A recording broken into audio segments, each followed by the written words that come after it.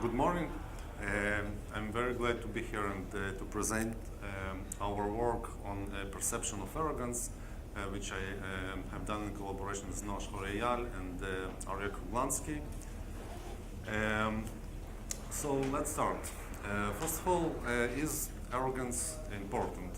So from ancient times, people were warned of arrogance.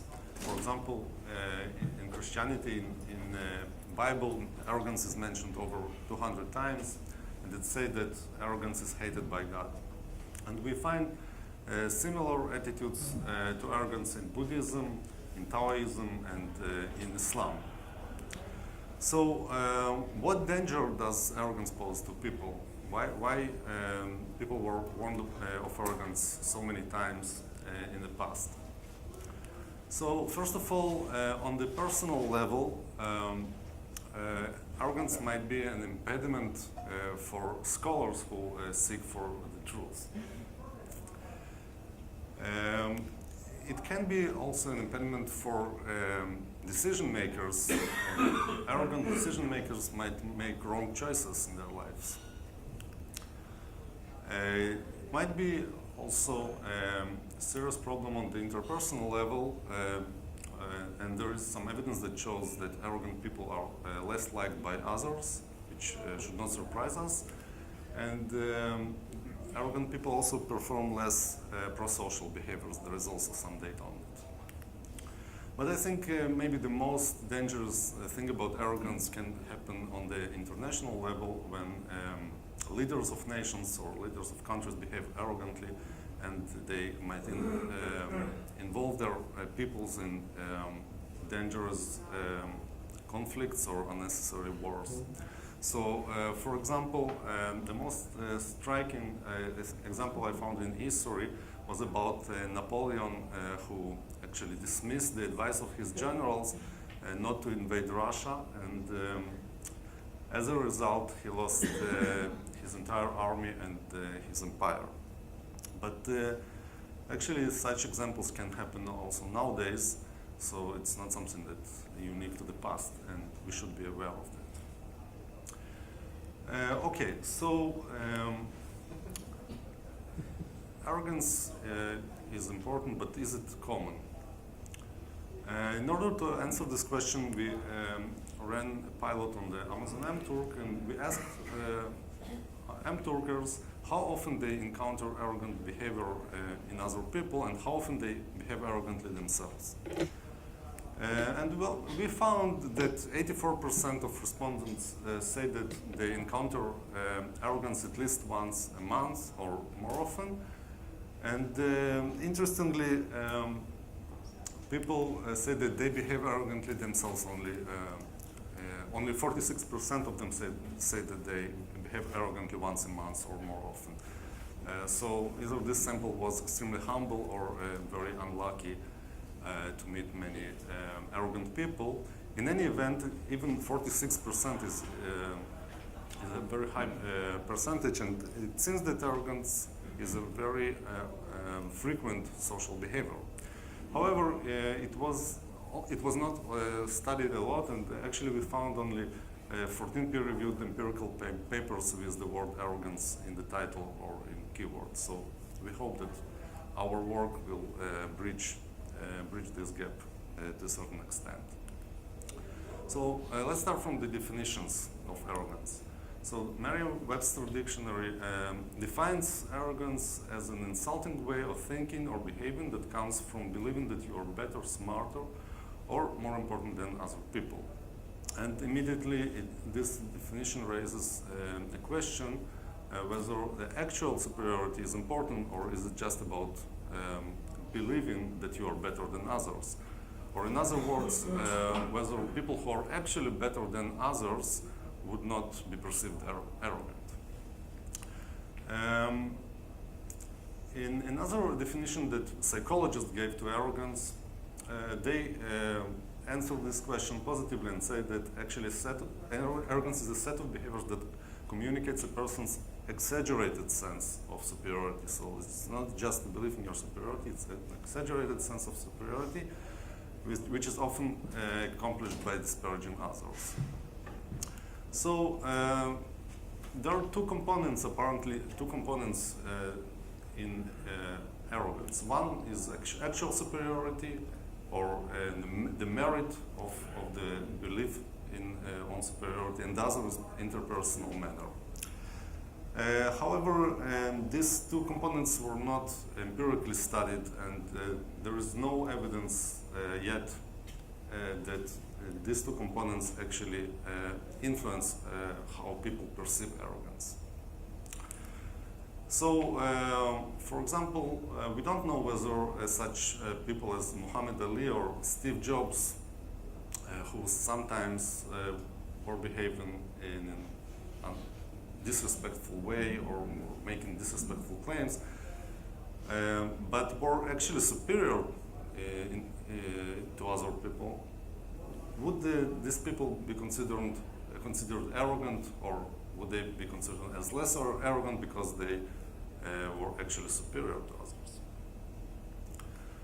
So our starting point was the philosophical model of Samuelson, in which you probably are familiar with, in which a virtuous knower is described as someone whose position's firmness is proportionate to firmness merited.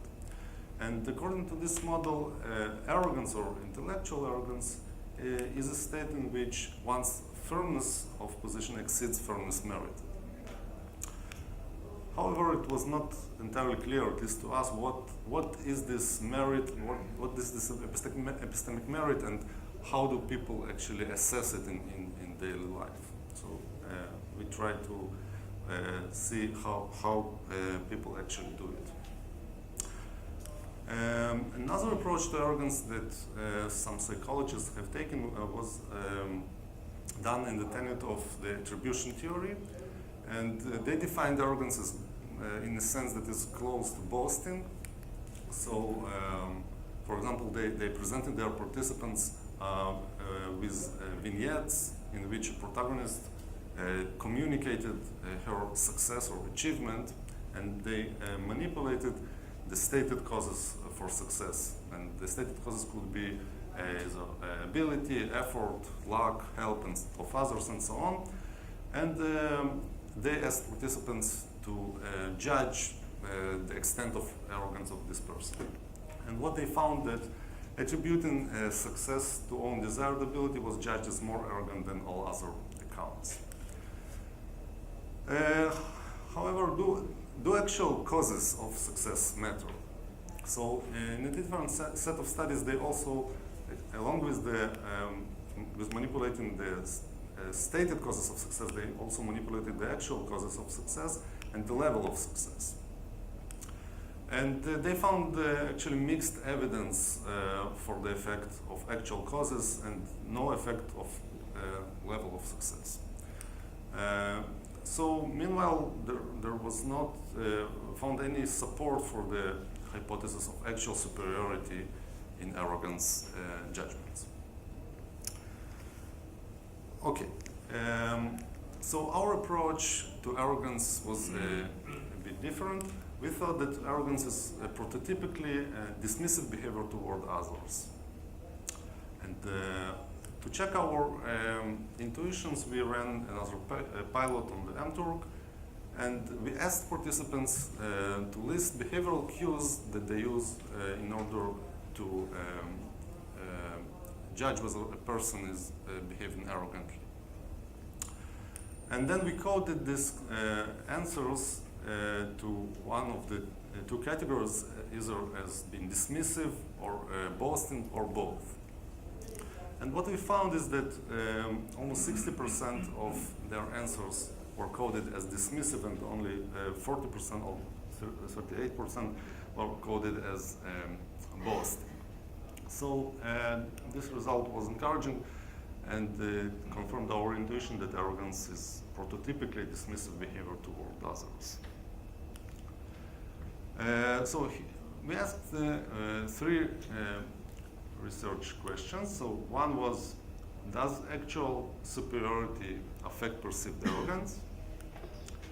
Does interpersonal manner affect perceived arrogance, and which of these concerns is more important for arrogance judgments.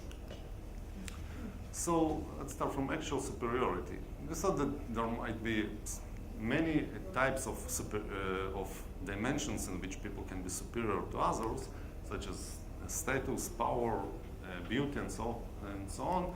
But in this research, we were particularly interested in competence because we wanted to test the Samuelson's model of intellectual humility, and we thought that competence is the most related dimension to epistemic merit.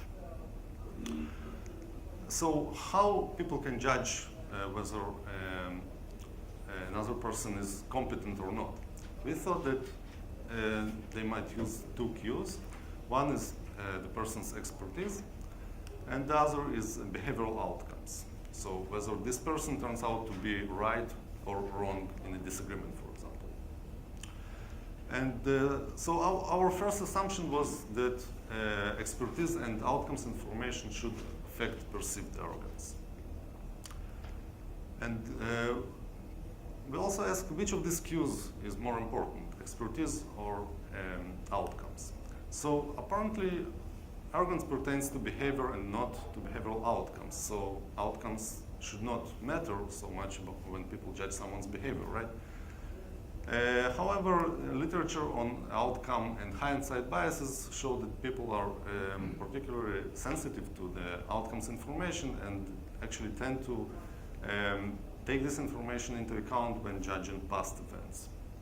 And so this was one reason we thought that outcome information should matter. The other reason is that outcomes, as compared to expertise, are actually direct and the most valid cue of competence in a specific case. So expertise is kind of accumulated information across multiple cases. So if a person is a chef, he proved to be a good cook across multiple cases. However, in any specific case, he might bake a bad cake, right? So if we tell people that he baked a good cake, it will be strong evidence that he was competent in this particular case. It might not be very reliable, but at least it's very direct and valid in this particular case. And we thought that people will be more sensitive to this direct information rather to the more abstract and reliable expertise information. So this was our second assumption. And regarding the interpersonal manner, we were not aware of any literature that addressed this issue with respect to arrogance judgments, but literatures on person and group perception suggests that people judge other people and groups of people according to two fundamental dimensions, warmth and competence. And there is evidence showing that warmth is a primary dimension and competence is secondary. And therefore, we first assumed that interpersonal manner should affect arrogance judgments, and it should be more important information than competence.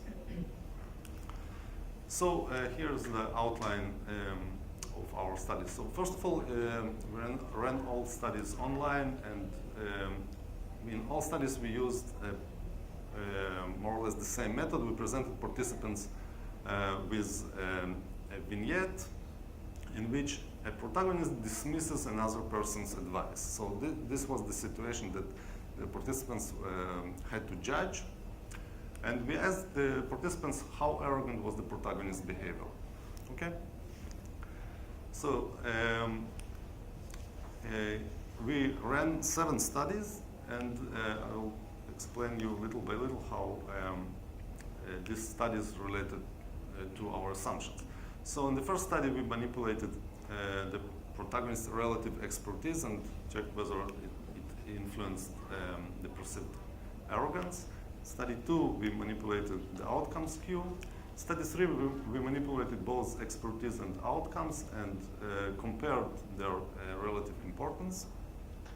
Studies 4 and 5, we added a new factor, the interpersonal manner, and we manipulated both interpersonal manner and competence. So in study 4, we manipulated expertise, Q, and in study 5, the outcomes, Q.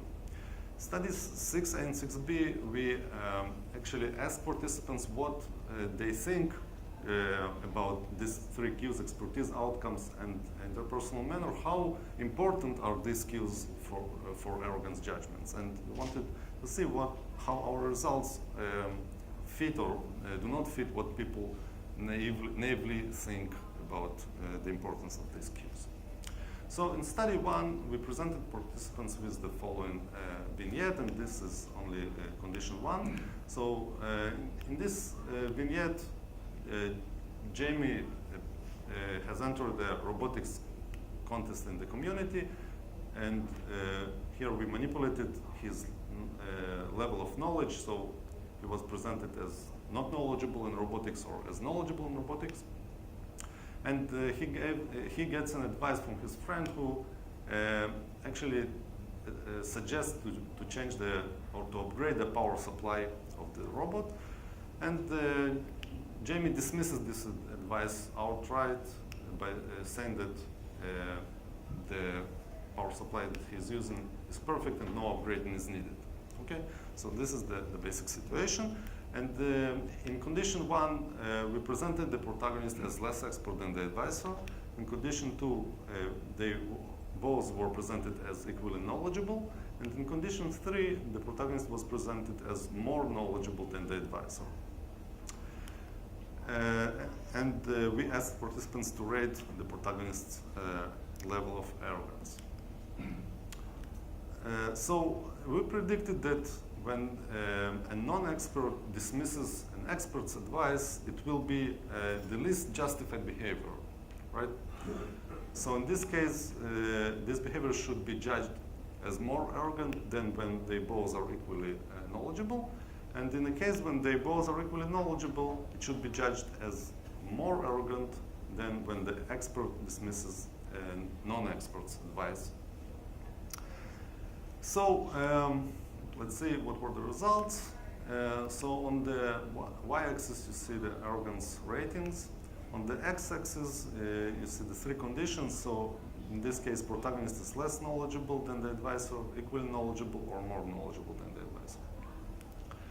And basically, we got the pattern that we predicted.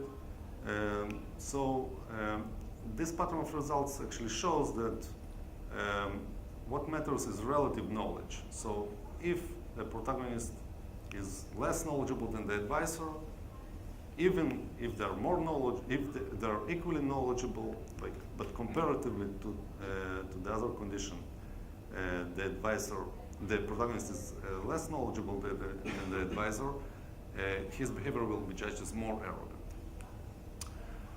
Okay, so in the next study, we manipulated the outcome, and this time we used 2 different vignettes. The first vignette was as in the first study.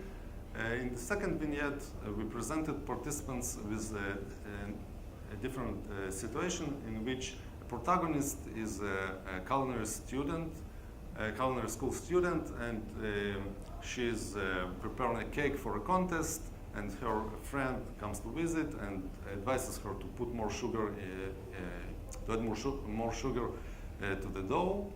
And the protagonist dismisses this advice by saying that she thinks that the dough is perfect and no more sugar is needed. And we manipulated the outcome of this dismissal by telling participants that the cake or the robot in the first vignette got a low mark on the contest or a high mark, or actually won the first prize.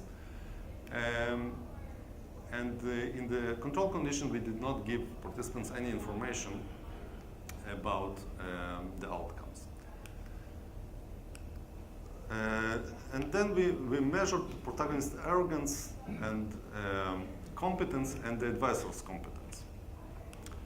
And our predictions were that when the outcome of the dismissal will be negative, the behavior will be judged as more arrogant as compared to control, and when the outcome will be positive, it will be judged as less arrogant than in the control.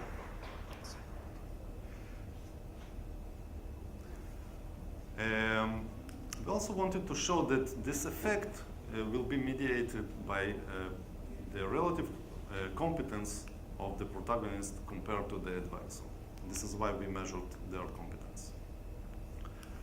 So indeed, what we found is that according to our predictions, when the outcome of the behavior was negative, the behavior was judged as more arrogant than when no outcome was known, and when the outcome was positive, it was judged as less arrogant. And we also found that this effect was mediated by the relative competence, the relative superiority in competence of the protagonist. There was also a significant direct effect of the outcome on the arrogance, but at least this path confirmed our hypothesis. So, so far we showed in two cues of competence that competence matters in arrogance judgments, actual competence matters. Now we wanted to compare the relative importance of the expertise and the outcomes information for arrogance judgments. So we used two vignettes. One of them was about cooking, as in the previous study, and the other one was a similar version, just in the context of work.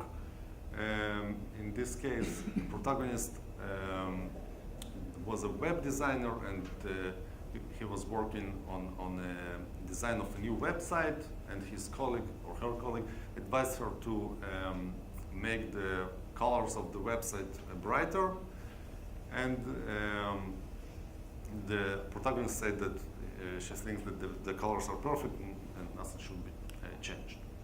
So in this case, we manipulated both the protagonist's relative expertise by presenting the advisor either as more knowledgeable or more expert or less expert than the protagonist, and we manipulated the outcome by telling participants that in this case the cake got a low mark or the first place in the contest, and in this case we told participants that the customers liked the website or so that the website is not good because of the colors. So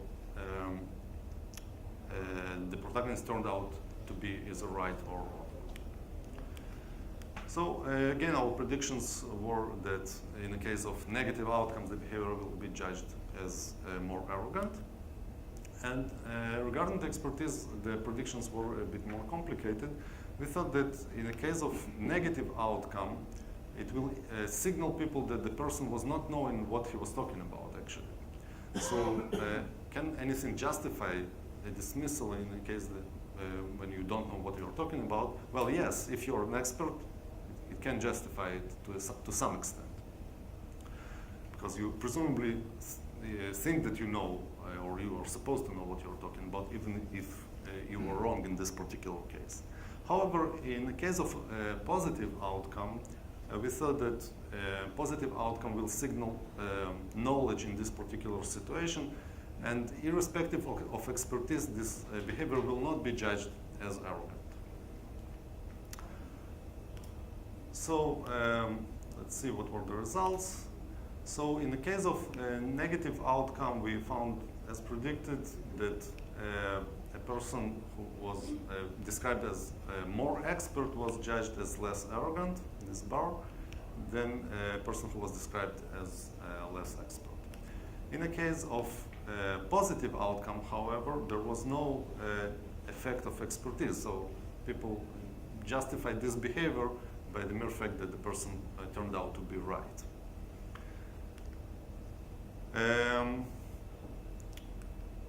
Okay, so this study confirmed again our hypothesis about the expertise and the outcomes, and showed that the outcomes information is more important than expertise information for arrogance judgments. In the next two studies, we manipulated the manner in which the protagonist dismissed the advice. So in study 4, we manipulated two factors, the interpersonal manner and the advice routines. So in this case, we presented participants with a surgery vignette in which the protagonist was presented as a surgeon who is meeting with the patient and the patient's mom or a chief surgeon. So we try to make the other person comparable in terms of importance, but much less expert than, so the mom is very important, but not as knowledgeable as the chief surgeon, mostly. And Alex, the surgeon, is showing on the x-rays the points of incision, and the patient's mom or the chief surgeon suggests to make the incision lines less crooked.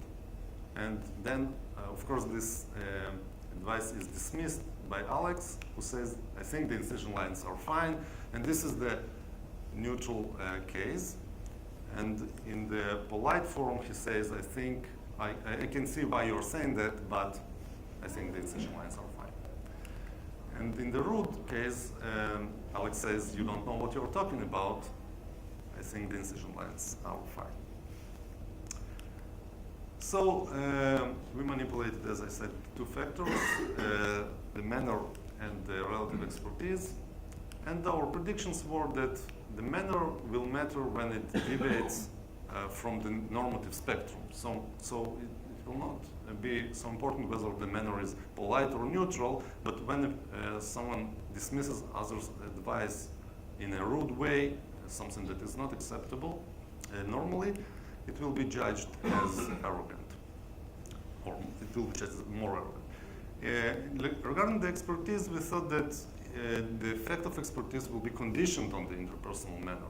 So when the interpersonal manner is normative, whether it's polite or neutral, the lower the expertise, the more arrogant the behavior will be perceived. However, when the behavior is rude, arrogant, the same behavior will be judged as arrogant, regardless of of the protagonist's expertise. So this pattern of result will show us that actually the interpersonal manner is more and more information. So indeed, what we found is that when Alex dismissed the advice in either polite or a neutral way, his relative expertise mattered. So when he dismissed an advice of the chief surgeon, he was judged as more arrogant than when he dismissed the advice of the patient's mom. However, interestingly, when his behavior was rude, his relative expertise didn't matter. So it was not important whether he dismisses the advice of the patient's mom, who presumably doesn't know what she talks about, or whether he dismisses the advice of the chief surgeon.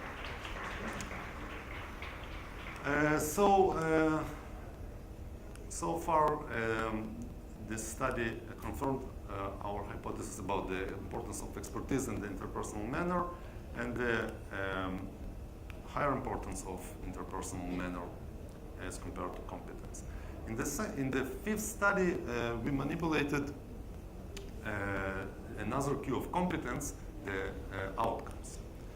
So in this case, we presented participants with a vignette in which ad designer works on a new ad of shampoo, and his colleague advises him to make the logo of the ad more prominent. And the protagonist dismisses this advice either in a polite, neutral, or rude manner. We manipulated the manner in the same way as we did in the previous study. And we also manipulated the outcome of this dismissal by telling participants that this ad was piloted and people either remembered the logo or didn't remember the logo. So the protagonist turned out to be wrong or right.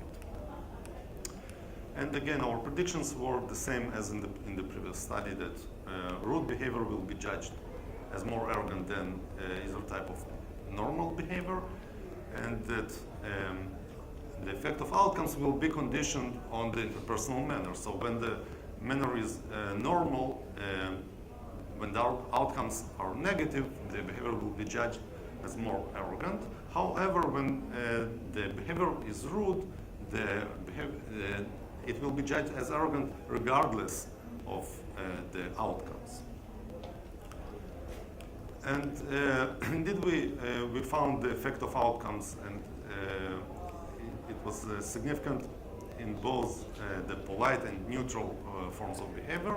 However, when the behavior was rude, it didn't matter whether the person was right or wrong. So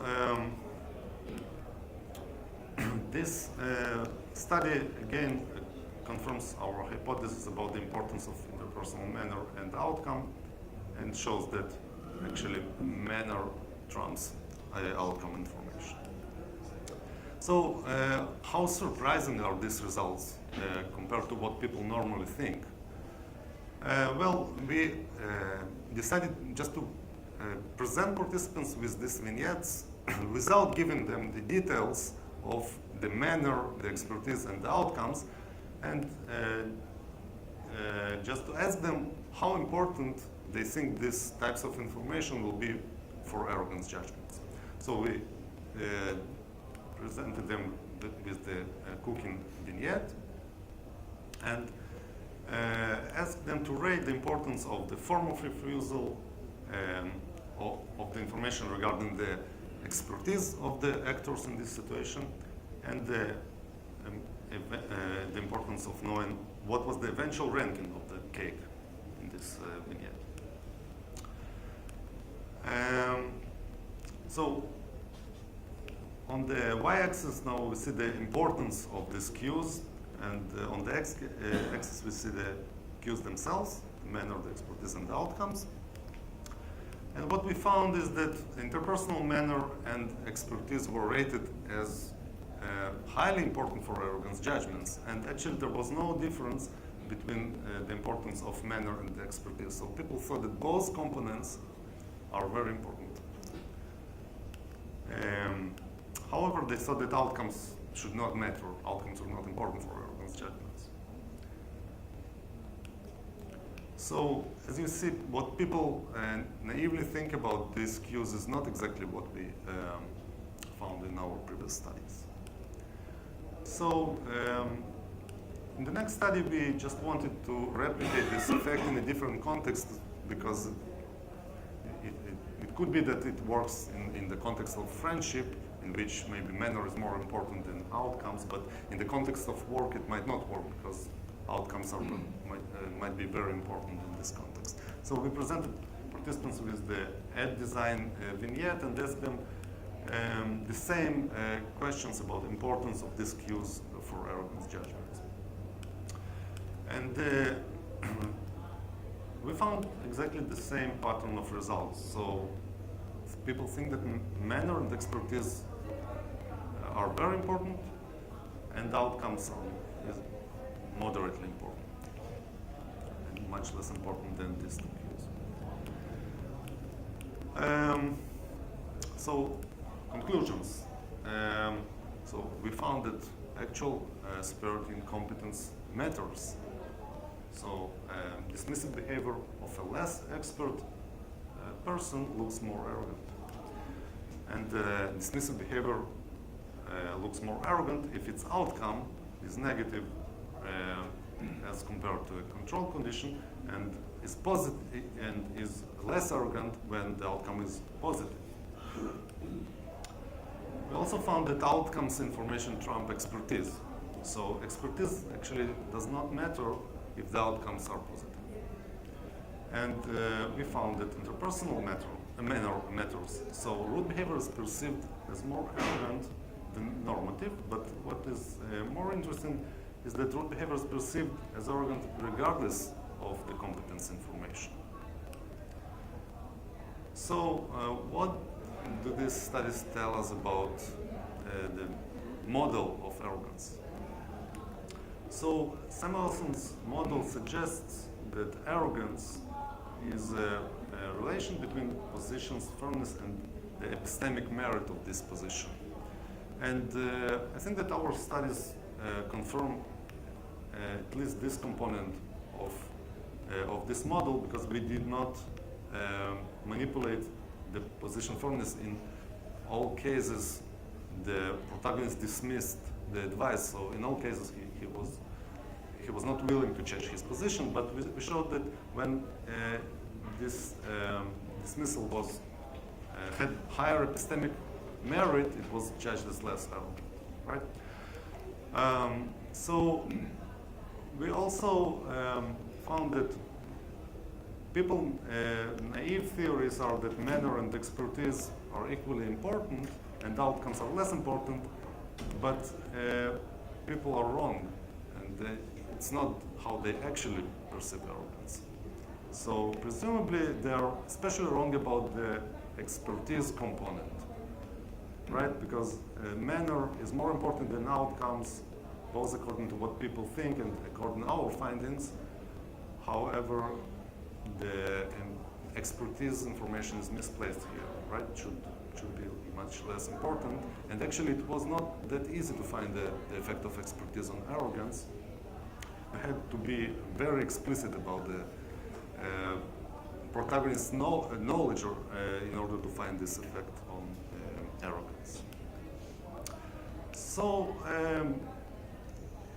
going back to the Samuelson model, it seems that arrogance and intellectual arrogance are not exactly the same, because in the intellectual arrogance, the manner factor actually is not appearing at all. And we show that the interpersonal manner is the most important factor according to which people judge arrogance. So the take-home message, don't be rude. Even if you are an expert, and even if you are right, you will be perceived as arrogant if you behave rudely.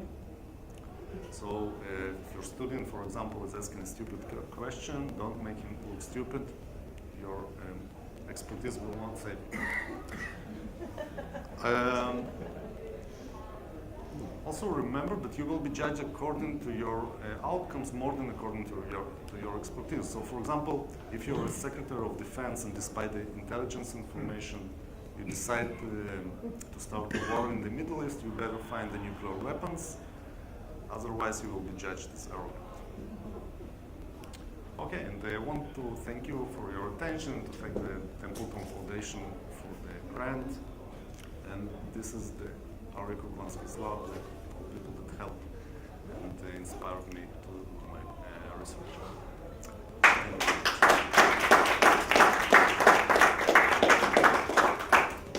Okay, we just got about 5, maybe 7 minutes for questions. So just raise your hand if you have one. Keep it up. Okay, so it's a very nice series of studies. Pretty coherent very well, especially the comparison to lay beliefs to what you found. But I want to ask a question that also goes to the issue of lay beliefs. So your primary review is asking people about their perception of argument. To what extent do you think that your results are a function of their understanding of arguments? Bearing in mind that their conception of it might be fallible. So, for example, this conference is going to talk about the proper understanding of intellectual arguments and intellectual humility. We've seen many high-powered, highly sophisticated analyses of those concepts. So, this research, you must be relying upon a conception of what arguments is. So, to what extent do you think that affects how your results should be interpreted? Maybe that's perfectly fine. Maybe you create an issue. How do you think about that? Because I think, given that this conference we're looking at like philosophical analysis and also comparison results, I think it might be an interesting question to consider with respect to the sort of research you're doing. I'm sure you're already taking into account lay beliefs, so I think that's also Okay, thank you. Well, I think that we should rely on what people think about arrogance when we ask them, for example, which behavioral cues they rely on when they judge arrogance.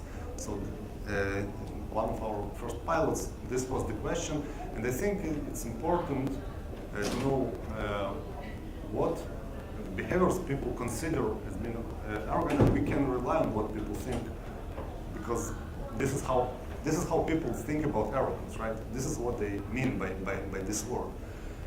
But we should not rely on their conceptions of how they actually weigh different cues, because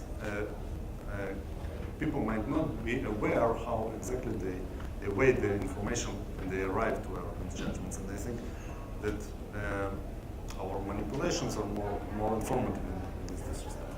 I'm going to push you a little bit further on that. So, if you're asking physicists, investigating the world, we would come up with a particular definition of a constant. You wouldn't rely on lay conception and say, weight. Right? That's an extreme example of what makes technology. But take something like jealousy and envy. You can analyze those and you can differentiate envy being you want something you don't have, jealousy being afraid of someone take away something you already have. But in everyday parlance, people will use the word jealousy to mean it. But that understanding is possibly inferior to the more systematic understanding, right? So, if you have people who study where they were rating jealousy, they might factor in considerations of envy, which someone given a more systematic analysis might not. So,